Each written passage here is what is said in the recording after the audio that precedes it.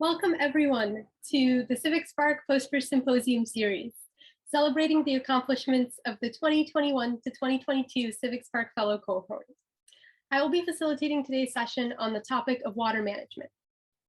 My name is Ann Shalamoff. I'm the Bay Area Regional Coordinator for CivicSpark, a national service program of CivicWell. I'm joined today by Paulina Mejia, feel free to give a wave, the Greater Los Angeles Regional Coordinator, who will be serving as support staff. Today, we will be hearing from 7 different fellows in the following order: Oceana Haaland, Pablo Ortiz, Emily Smet, Emma Belanger, Caroline Webster, Jocelyn Valencia, and Thomas Brown. Please note that Gabriela Moran and Gabby Gundry were previously scheduled to present at this session, but will now actually be presenting on Friday of next week. A few logistical details before we get started today. If you experience any technical difficulties during the call, please message Paulina directly using the chat feature and she can help you troubleshoot. I'm going to be sharing my screen, so I will not be able to see incoming messages and respond to them. Each fellow will have approximately 5 to 6 minutes to present. Their posters summarize key accomplishments from their 11 months of AmeriCorps service to local governments across California. After each presentation, we will open it up to a couple of questions from the audience, which you may ask directly by either unmuting yourself or sending it through the chat box for Paulina to read off. Finally, I'd like to encourage audience participation throughout this virtual event. So please share your encouragement and congratulations in the chat box as each fellow presents. And if you are able to, we encourage you to turn on your webcams. So only one final thing to note, I am using a 2-monitor setup today, so I am looking at you guys. Please don't take it personally if it looks like I'm looking in the other direction. So without further ado, let's get started. We will start the day by hearing from Oceana Haaland, serving with the California Department of Water Resources, Office of the Tribal Policy Advisor.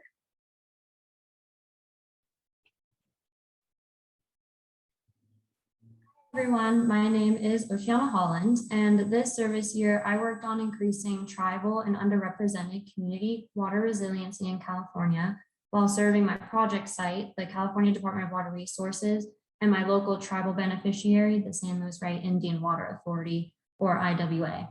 And the IWA is a federally chartered water authority that represents 5 Native American tribes in North San Diego County and works to preserve the tribe's water resources in the San Luis Rey River Basin.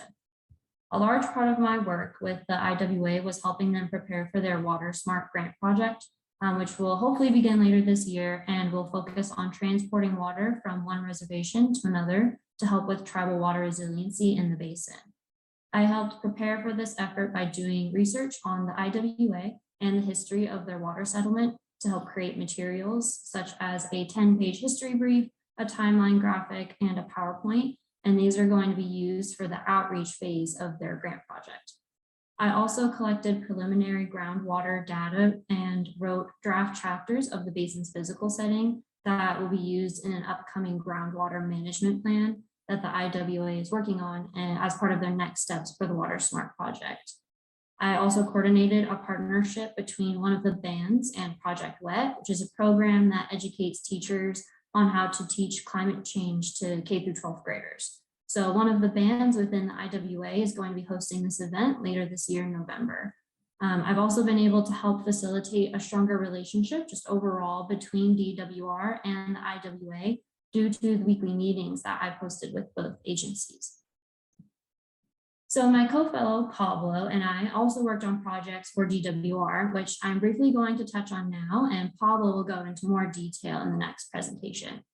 So a main project we worked on was the Underrepresented Community Nomenclature Guidance Recommendation document, where we researched the terms that grant programs and government agencies use to target underrepresented communities and wrote a report giving recommendations on the ways programs should define these groups.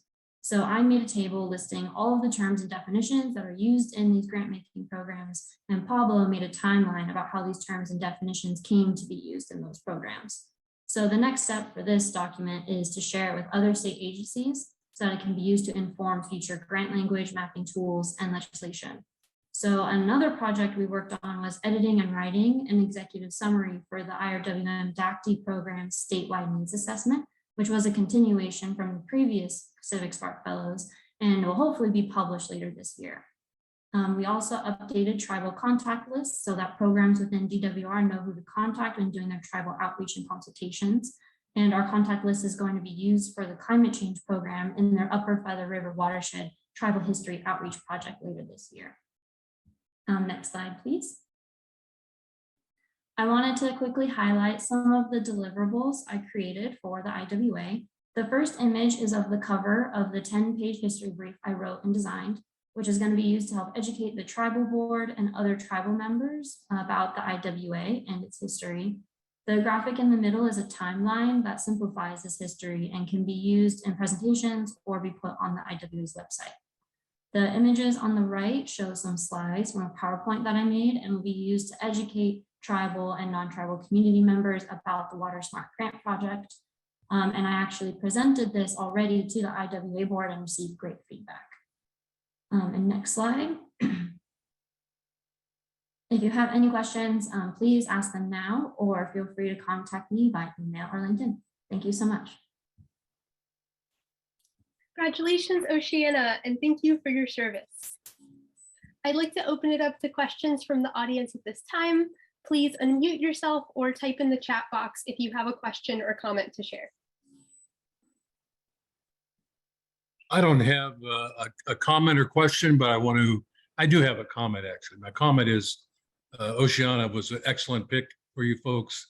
I'm with the San Luis Rey Indian Water Authority, and she was a tremendous help. And I'm sure when we finally get our grant from the BOR, we'll be miles ahead of where we would have been otherwise. But I wish her well with her continuing work in this area, and just want to express our appreciation for all she did for us. And her presentation to our board done virtually was just like she's right there in the room with us. She's got a good presence and a good presentation capability, and very smart lady. So best of luck to you, Oceana. Thank you, Rich.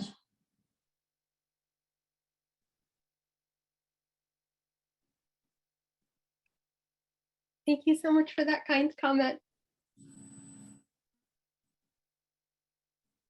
Anyone else have a question or comment?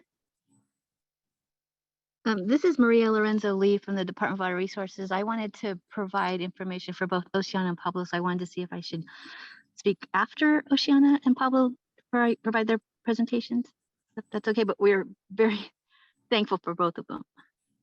And I'll speak after Pablo's. Okay, thank you.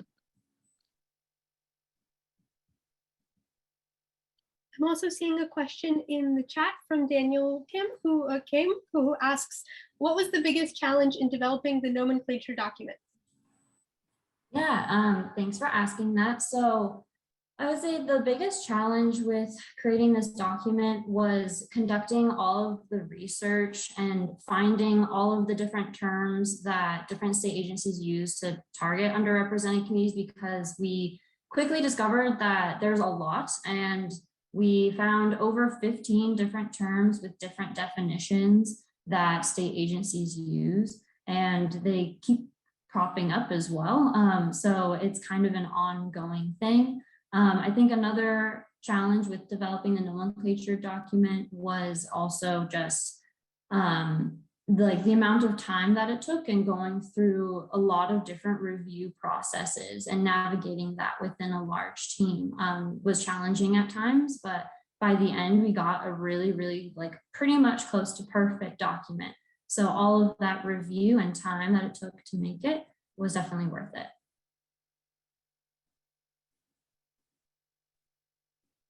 Thank you. And then we have time for just one more question.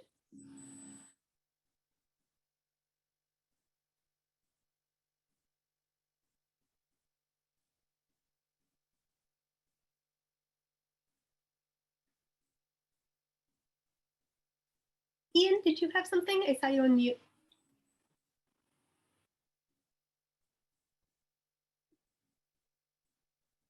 All right, it's fine if not. Thank you again, Oceana. And next we will hear from Pablo Ortiz, who is also serving the California Department of Water Resources, Office of the Tribal Policy Advisor.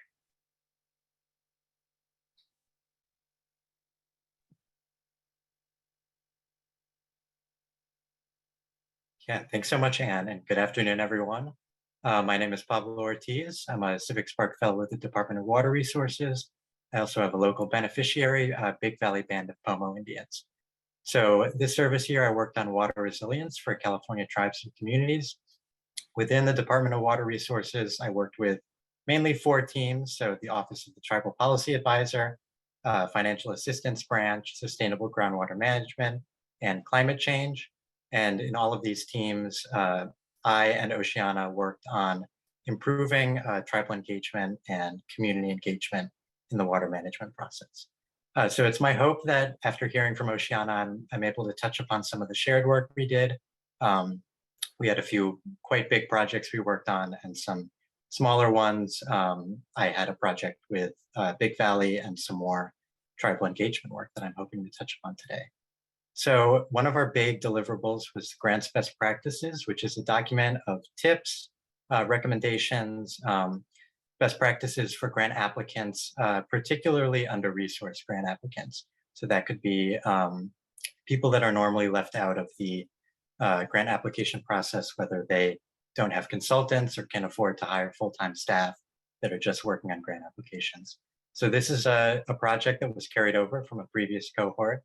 So we'd like to identify the work of Rebecca Berg and Brian Redden in performing a lot of the research, conducting the research for this document. And what we did was we condensed all of this research and the outline they provided into a document that could be posted on the department website. So hopefully within the next 2 weeks or so, that will go live and we're able to provide some extra guidance to communities in California that would like some extra help in developing the grant applications.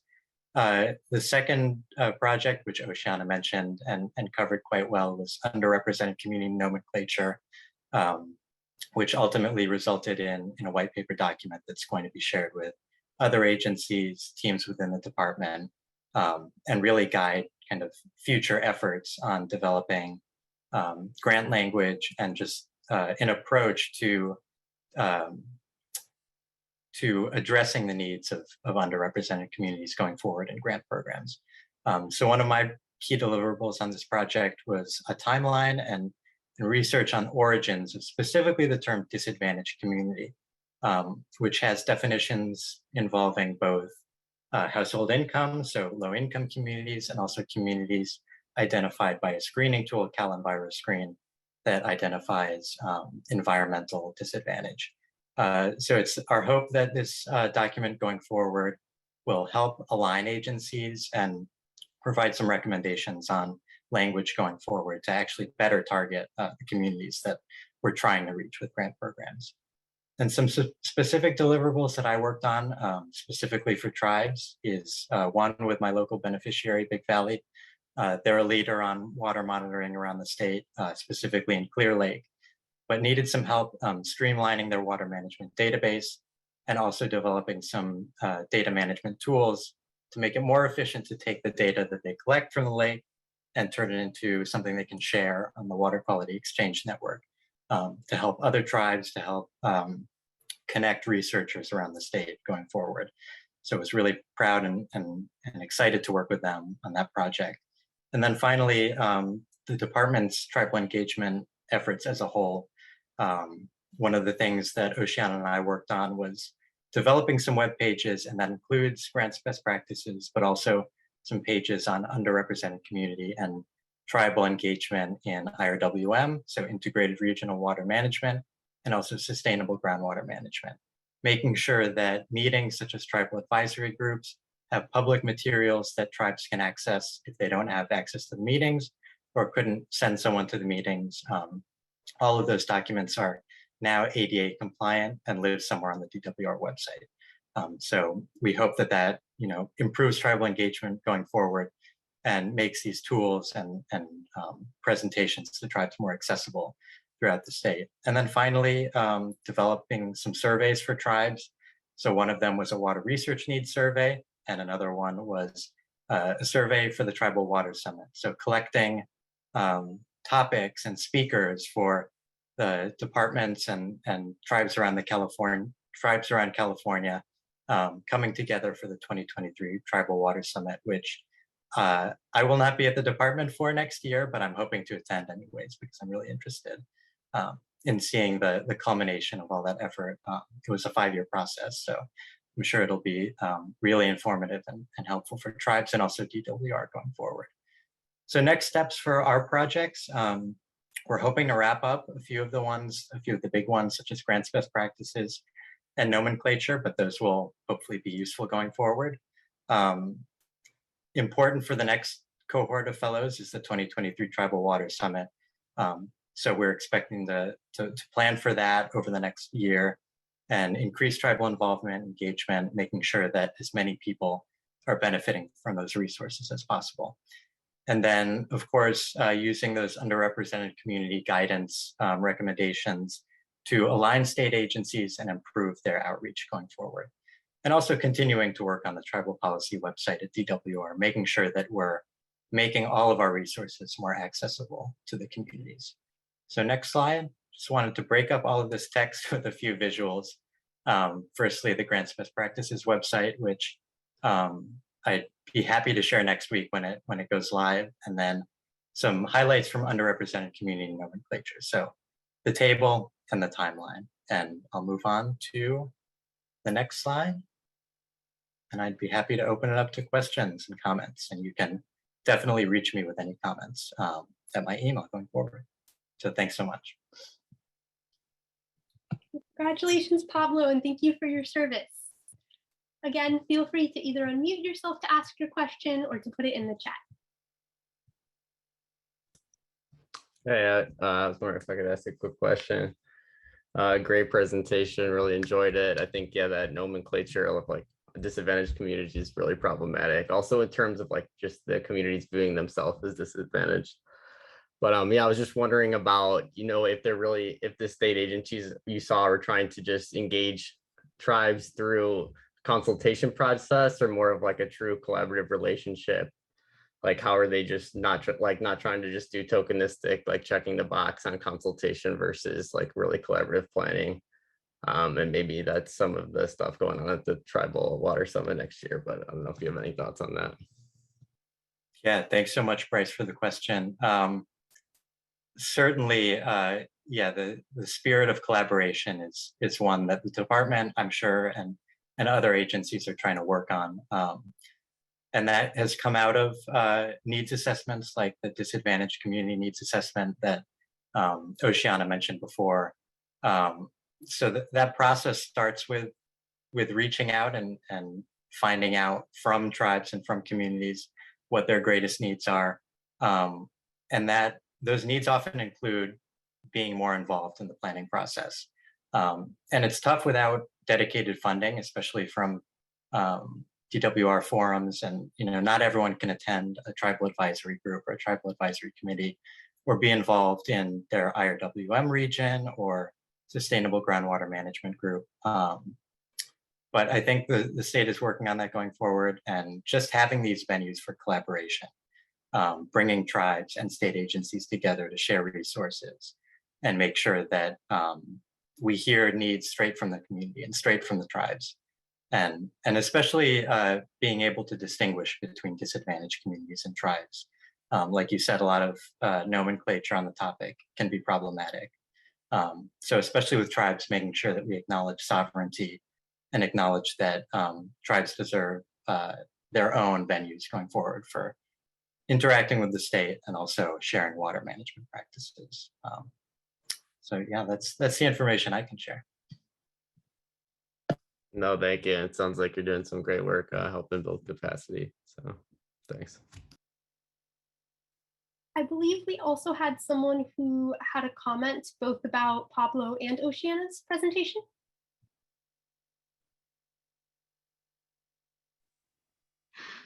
Hi, everybody. This is Maria Lorenzo Lee, and I was one of the site one of 4 site supervisors for Oceana and Pablo. And thank you so much for working with each one of us together as a team. When you look back at your 11 months, you should be extremely proud of the effort and the work and just the long-lasting products and service that you've provided. You exceeded our expectations. This is our 3rd year of the CivicSpark Fellow and having CivicSpark Fellows, and this program continues to provide helpful, high caliber fellows to assist with building capacity and especially with local communities and tribal communities as well. So the topics that were mentioned, especially the underrepresented communities, helping out with the grants best practices, and the statewide needs assessment will definitely be helpful and reference a lot of the forthcoming programs. So again, congratulations to Oceana and Pablo and to all the CivicSpark Fellows for this opportunity. Thank you. Thanks so much, Maria. And on behalf of Oceana and I, especially. And I see Daniel's comment. The question is, any highlights or lessons learned from accessibility remediation? We're sorry to cut you off. We're short on time, but sure. I welcome you two to connect offline to continue the conversation. I'm sure there's a lot more there. I'll put an answer in the chat. Great. Thank you again, Pablo. Next up, we will hear from Emily Smet, serving with the California Water Efficiency Partnership. Hello and good afternoon. My name is Emily Smet, and I'm a fellow at the California Water Efficiency Partnership, or CalWEP. And I have been working on 2 projects this service year. One was working with the California Native Plant Society to expand their CalScape nursery training program to a statewide initiative. And the other, which I'll be talking about today, is a feasibility study of a potential leak detection training program for plumbers and landscapers to address water leaks in residential housing and yards. So the problem we are facing was that many water agencies were implementing advanced metering infrastructure, or AMI, which gives a very high detail view of water usage, sometimes down to the minute. And this allowed customers and agencies to see leaks that would normally be ignored. So these small leaks, often in toilets or irrigation, could waste thousands of gallons of water over time. So it was obvious that this was something that water agencies wanted to address. And another result of this was that customers were reaching out to the water districts for help finding plumbers, and the districts didn't have any resources to give them. So 2 Bay Area water districts came to us with an idea, which was that for a program that would train plumbers and landscapers in a standardized residential leak detection protocol, and then ultimately put professionals who complete the training on a list of certified leak detectors. And this list would be given to residents who were seeking leak detection services.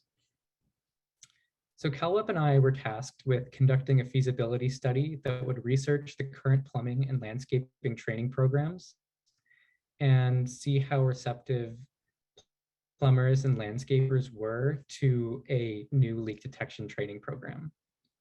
And as part of our research, we interviewed people who ran training programs. We conducted focus groups of both plumbing and landscaping owner-operators, and we interviewed water agency staff about their leak response protocol.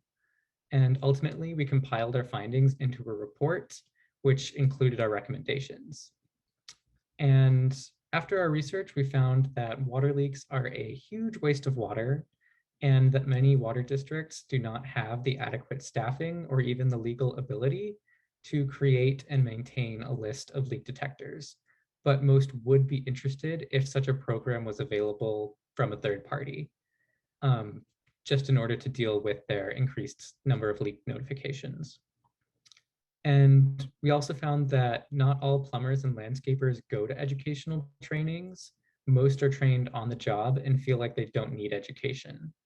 And of the professionals who were interested in education, most were younger, most seemed highly motivated and really wanted to improve their craft. And it seemed that we found there were always highly motivated individuals in any field.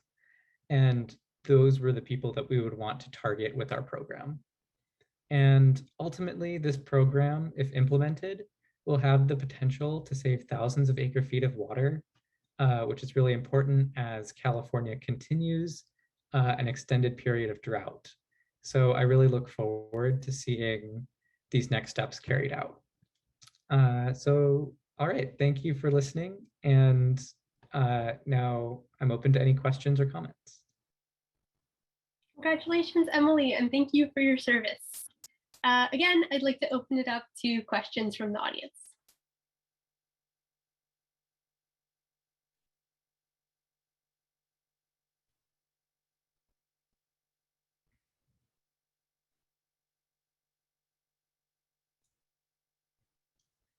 When will the guide be live? So that's a great question. We're still sort of just now getting a draft out to the project recipients.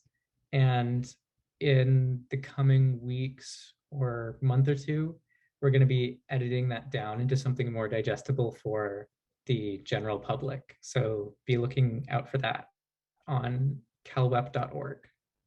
Or become a CalWep member if you represent a water agency, and you can get access to all this great information. And I see another comment. What was the most gratifying part of working on this project?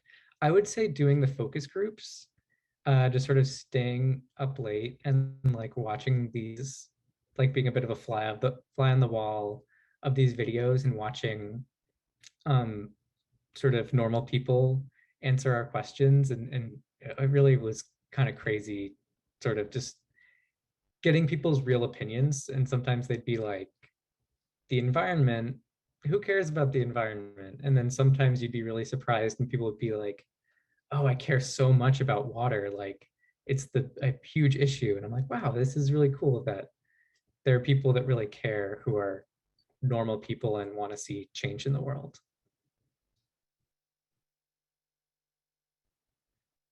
Great, thank you again, Emily. Next up, Thank you. Next up, we will hear from Emma Belanger, who is serving with Lake County Water Resources Department. Yeah, thank you so much, Anne. So hello, thank you all for being here. I'm Emma Belanger. I have been serving with the Lake County Water Resources Department. For those of you who don't know, the Lake County Water Resources Department is tasked with the management, stewardship, and preservation of Clear Lake, which is the oldest lake in North America and the largest freshwater lake in the state of California. It's no easy task, but they do a wonderful job. They have many programs in lake management that are really highly streamlined and are doing great work, including stormwater management, water quality, cyanobacteria monitoring, among others. But one area where the department was lacking the ability to fully get out in the community and make a difference in was shoreline management. And this is an area of lake management that is actually deceivingly important. Shorelines, when they're natural, they have a lot of vegetation. They have vegetation in the lake along the shoreline, but also trees on the landward side. And there's not a lot of development. There's not a lot of hardened structures. And when there is a vegetated shoreline or a natural shoreline, water quality can see improvements because there's a natural buffer system of the vegetation that the runoff from the land goes through. It can filter out pollutants and things like that. It also provides habitat for wildlife and fish, and it can also prevent erosion. So there's benefits all across the board in a lot of different ways. But as a residential lake, Clear Lake does have some areas that natural shorelines no longer exist. And the department was interested in improving those areas and getting some knowledge out to the communities about how they can be shoreline stewards, and also what the department can be doing to encourage a natural shoreline and better management practices in those communities where they might have properties on the lake, whether they're personal or businesses. But yeah, that's where CivicSpark comes in for me. And I'm not the first CivicSpark Fellow in the department. Last year, Liam and Nicole were responsible for setting up kind of the background of what I'm doing this year. They developed a system to inventory the shoreline, which is the very first step of being able to enact stewardship. In order to know what we can be doing, we want to know what's happening on the shoreline, specifically which areas should be targeted for restoration and preservation. So although I did not start the process, I was responsible for finishing the Score the Shore process and also making recommendations for better shoreline management based on those findings. So overall, a very big, broad goal was being able to complete the shoreline inventory. And Clear Lake has over 100 miles of shoreline, so that was not necessarily an easy task. Not a terrible one, but a little time consuming. And then after that, once the data is made available to us, also creating an accessible data hub, getting that data out somewhere where the community can interact with it as well, analyzing that data to highlight areas of shoreline that would benefit from ecological restoration or other forms of stewardship, and also helping to build a shoreline stewardship program, which was kind of the second part of my project that is definitely connected, but a little bit separate as well. So if you could go to the next slide, please, Anne. I wanted to highlight this map. I think this is a great overview of kind of what this work all accumulated to become. So just going over a very broad overview of what Score the Shore was looking at without getting too much into the gritty details. Before the process was started, the shoreline was delineated into 1,000-foot sections, and each section to inventory it had a survey that was attached to it. This was mostly done through Esri software, including Survey 123 and Collector. So me and other members of the department would go out on a boat, look at different transects that had not been inventoried yet, and take the survey, which asked questions about vegetation, but also what buildings were there, houses, docks, and also things like seawalls and different forms of erosion control if there was plant management happening. So just a very broad overview of a lot of different important parts of what makes shoreline management a tricky subject. And yeah, if you can look at the legend, you can see that green scores are higher scores. So a higher score corresponds to greater ecological resiliency and also maybe more shoreline resiliency in general. And yeah, just a greater access of habitat to wildlife, things like that. So there are a lot of great areas that are doing really well, but there's also some areas, especially in developed areas of the shoreline, where there could be some improvements. So once again, this is just the first step, giving the department and also the community the information they need to make better choices, or just choices to be a shoreline steward in general, and encourage that among anyone who loves Clear Lake, as many of the community members do. So yeah, that is where I'm at for me. Also, soon this data will be available on the website, and there's going to be a little story map that helps go through the process, so that can be made available to the public. And that is all I have. If you have any questions, happy to take them now. Also, feel free to reach out after. Congratulations, Emma, and thank you for your service. I'm seeing a hand raised from Marina. Yeah, hi everyone. Marina Delajanis, Deputy Water Resources Director for the Lake County Watershed Protection District, also a CivicSpark alumni. I just want to thank Emma so much for the work that she did with our department. You definitely set a legacy with the work that you did between finishing the Score the Shore, which has been a goal of our department for so long, setting the foundation for this stewardship program that we were hoping to launch in the next few years, and your awesome outreach tactics that you were able to utilize, especially your coloring pages. I'm always gonna praise those. If you guys haven't seen them, ask Emma. She is definitely an artist. So thank you so much, Emma, for the work that you did. We'll miss you, but great job. No questions. You did fantastic. So thank you. Thanks, Marina.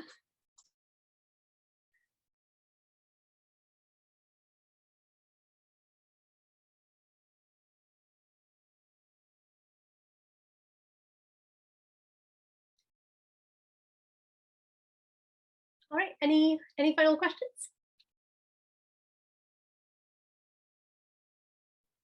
If not, we can move on.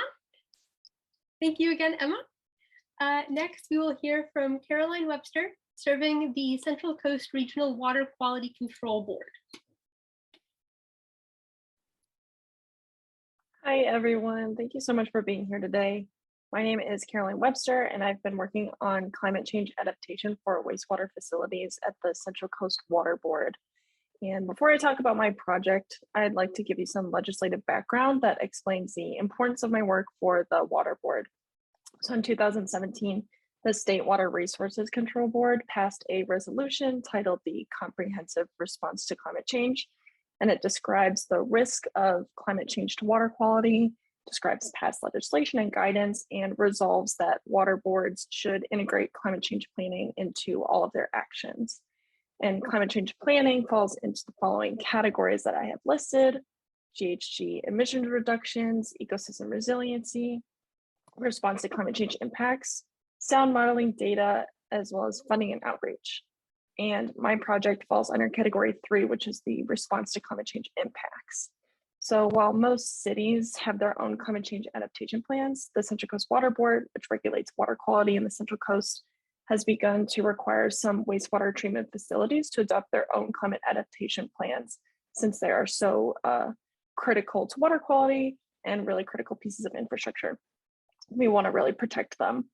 And this is done through NPDES permits. NPDES stands for National Pollutant Discharge Elimination System, which was created by the Clean Water Act of 1972, and it regulates pollutant discharges from point sources.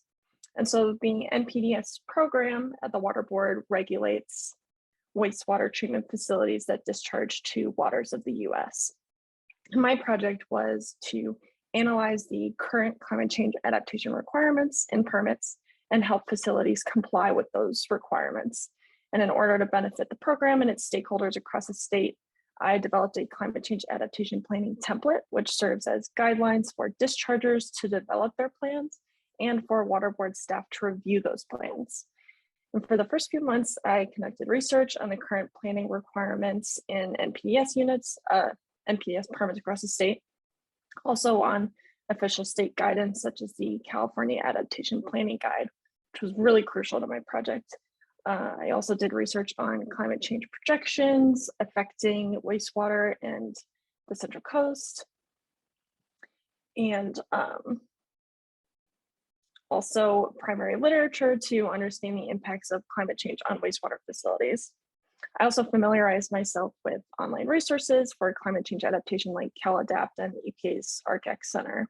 And after doing extensive research and getting to fully understand the depth of the problem at hand, I developed some intermediate results that served as supplemental resources to the template that I created. And these include an analysis of the previous climate change adaptation plans from facilities like in San Diego and LA, impacts to critical infrastructure, climate change adaptation and land use planning, and climate change glossary, since there are so many abbreviations when talking about climate change, and a lot of people are unfamiliar with them. And then also a climate change a database of online resources curated for wastewater management. And these intermediate projects help to inform the final 2 products, which was the template that I mentioned, and also recommendations for the climate change adaptation planning requirements, which I standardized for the 9 regional boards and tweaked to encourage more adequate and robust planning from wastewater managers. And overall, this template will significantly help wastewater managers adapt to climate change. Consulting fees for these plans usually are around $30,000 to $50,000, which I got that number from anecdotal data, could be a lot higher for some facilities depending on how robust it is. But this translates to savings for ratepayers when this template is used. And I will also note that some facilities are located really close to the ocean and will need to relocate, which will require a lot more significant planning. But these plans really help with understanding the impacts that you're facing, stakeholder engagement, and also when you're going to a consultant, letting them know exactly what you need. So for less at-risk facilities that still need to adapt, these climate change adaptation plans are really powerful tools that prompt and then help inform adaptation and also greenhouse gas reductions and stakeholder engagement and improve just regional resiliency. Because one aspect of planning is improving wastewater recycling, which diversifies regional water supply. And more importantly, wastewater is such a critical piece of infrastructure, and it can lead to major health concerns if they're not working properly because of climate change. So investing in reducing these vulnerabilities serves the entire community. And next slide, please. So I just wanted to kind of dig into some of the elements, give you a better visual of what goes into the templates and what dischargers are working with. So it was informed by these 5 sources to combine specific wastewater vulnerabilities, climate change science for the Central Coast, and adaptation guidance. Next. So first, the template walks dischargers through a vulnerability assessment and leaks tools to help guide them through understanding how climate change is going to impact their facility. Next page, and I supply these tables to map projections. I also summarize official state guidance for critical infrastructure adaptation and present it in really easily digestible ways. I also provide official state projections, such as sea level rise projections from NOAA and other attachments. Next. This is including the projections, and next page. Also a long form array of the online resources and best adaptation practices and technologies. Next page. So thank you so much for listening, and I'm happy to answer any questions now or at my email. Congratulations, Caroline, and thank you for your service. As always, feel free to unmute yourself or type in the chat box if you have a question or comment for Caroline.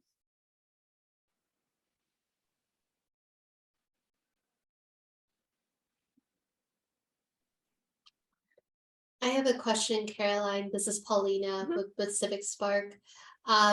This is such great extensive amount of research you conducted. I'm amazed to see the amount of templates and matrices that you developed.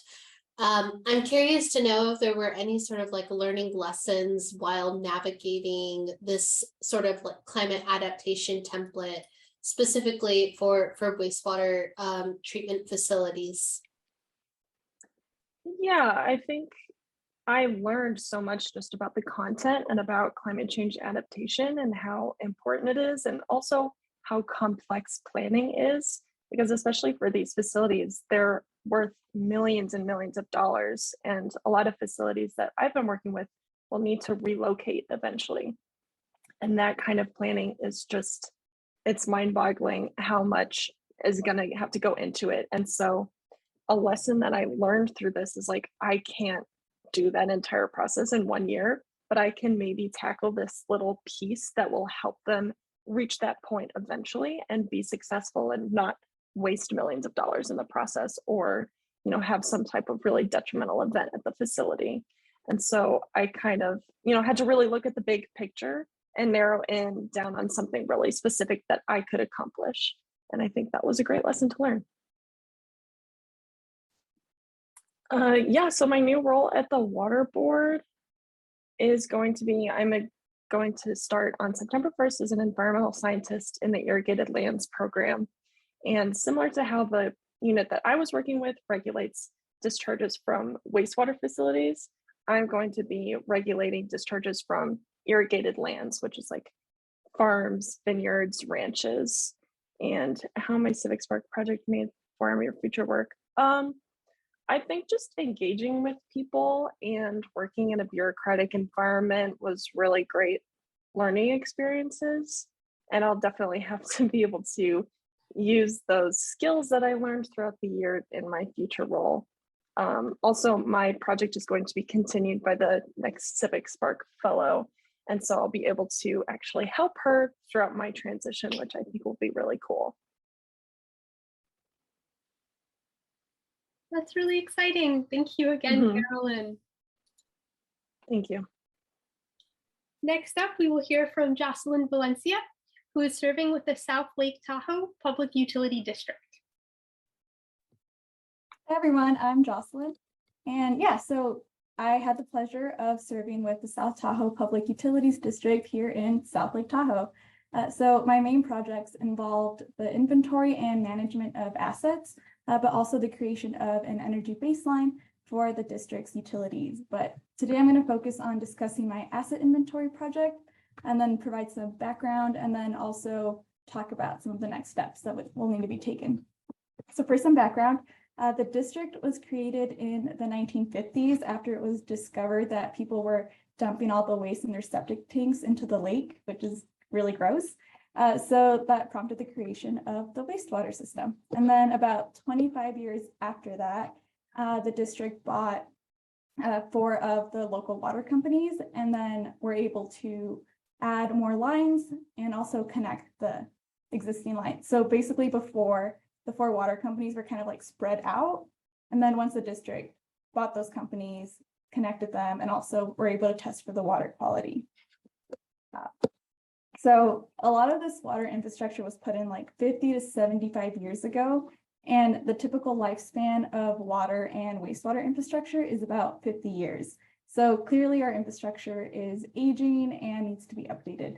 And that's kind of where I came in. So the district has an inventory of most of their assets. So their water lines, their pumps, their valves, all of that is in their GIS system, but the system contains information that isn't necessarily accurate. So some of the information might say that pipes are from like the 50s, but really they were updated and they're actually from the 80s.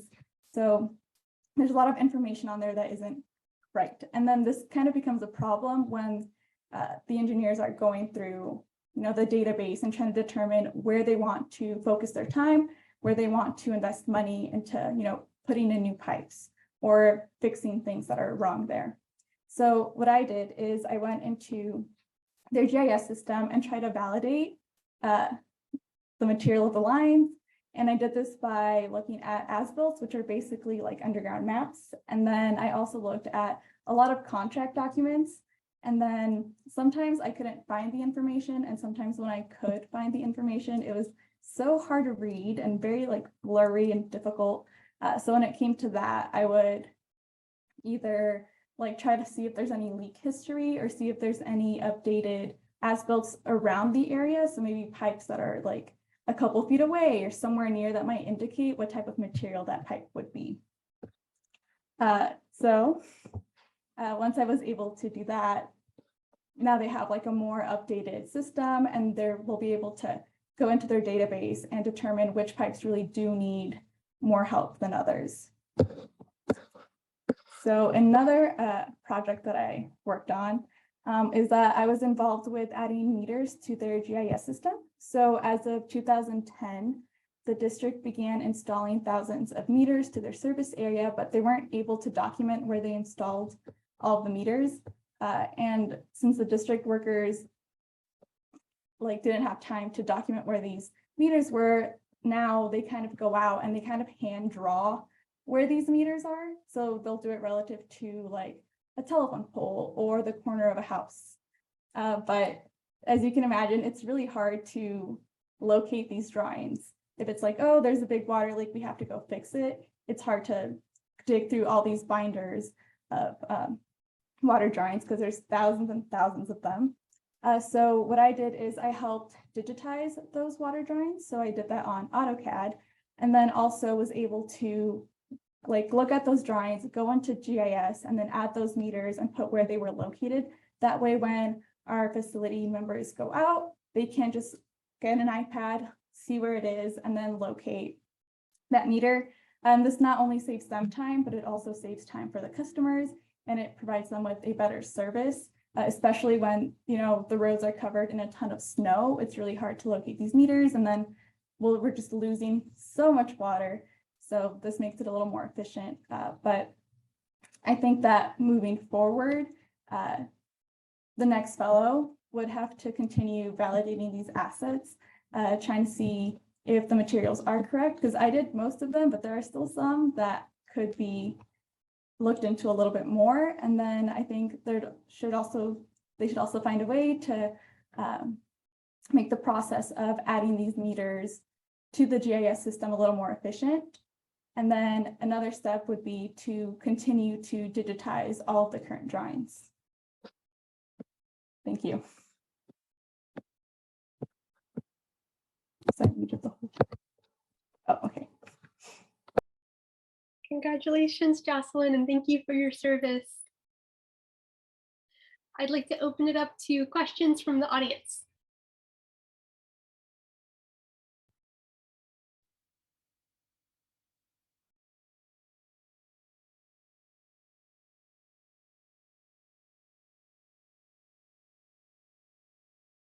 And again, feel free to do that either by typing in the chat or by unmuting yourself.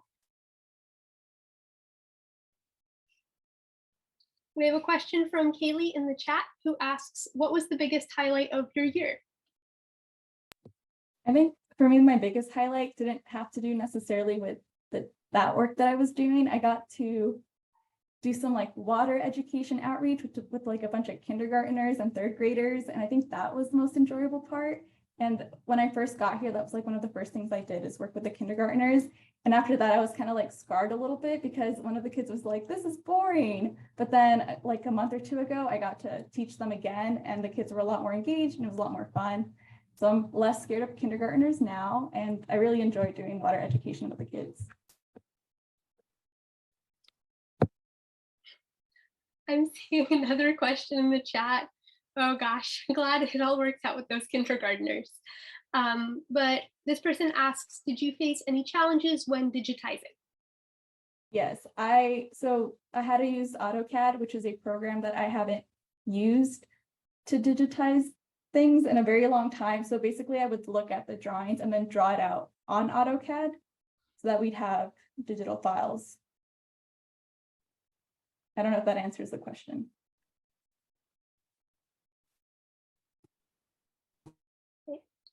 Anyone else have a final question?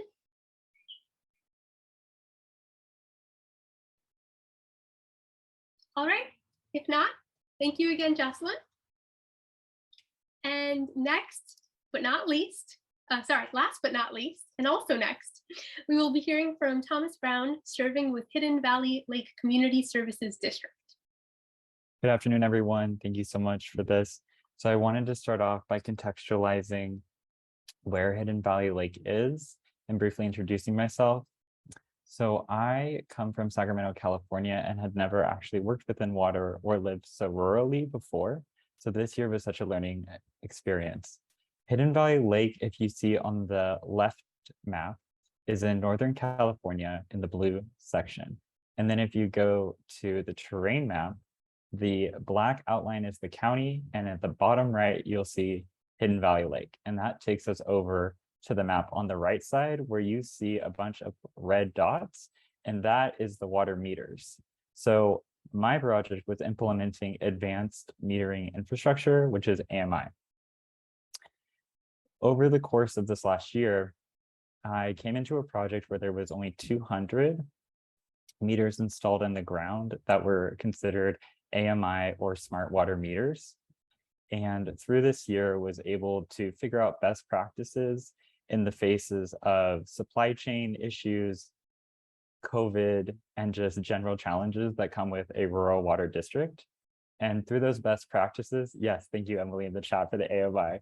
Yes, and through those best practices, we were able to streamline to get over 700 meters added into the ground with over 99% of them reporting, which allows the district to have accurate data reads, to have conservation efforts of water, which is so important in a rural district that faces wildfire threats annually. Some of those best practices were through figuring out which type of cellular system works best. And what that means is on the ground in this rural terrain, you'll find that providers such as AT&T or Verizon work best in certain locations.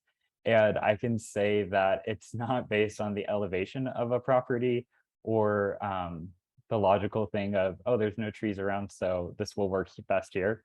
It was simply just trying the hardest to figure out which worked best.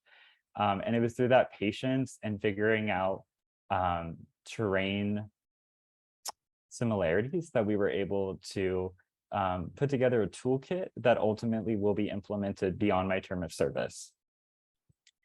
And in addition to those best practices, we were able to use informational campaigns through town halls, social media management, and then interaction with our customers. And so it was through technology such as an app called Ion Water that allows individuals to look at, as Emily talked about, their leaks, as similarly their consumption. And individuals were able to use that technology to figure out, wow, I have a, let's say, jacuzzi, and that utilizes a lot of water consumption, or emptying out my pool for the season and then refilling it for the summer. Those are types of consumption that could be managed more efficiently to help fight our wildfires. So it's through that type of public outreach, the toolkit development, that is, I would say, the proudest developments that I was able to create during my service year. And we can go to the next slide. This completes my presentation, and I'm happy to answer any questions that you may have here or in the chat. Congratulations, Thomas, and thank you for your service.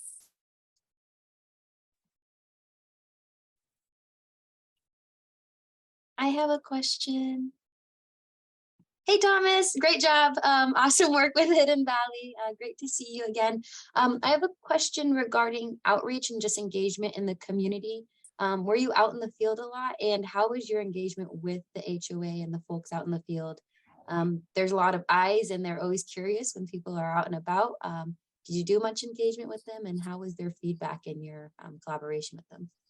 Thank you so much. So for context, this question came from the first fellow to have served at Hidden Valley Lake Community Services District. So in terms of the public engagement, so there was a little bit of a highlight in that question that a lot of individuals will actually call in and be quite interested as to what is going on with something on the corner, because I've lived here for 20 plus years and I know what's happening. And so it's through that type of conversations that I was able to assist in the development of relationships to understand what is Ion Water, what is the AMI project, and then we can utilize things such as the quarterly newsletter and relationships with the Homeowners Association, as you pointed out, to create a positive understanding of having tools that allow you to look into your water consumption.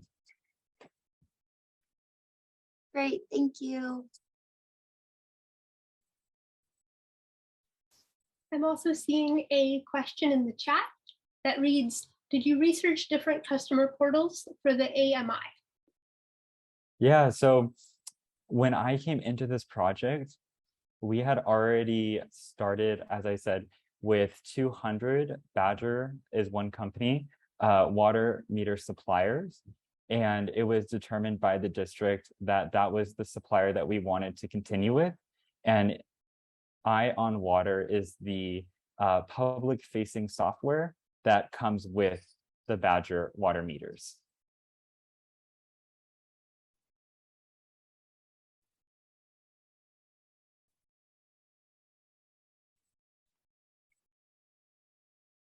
Do we have one more question?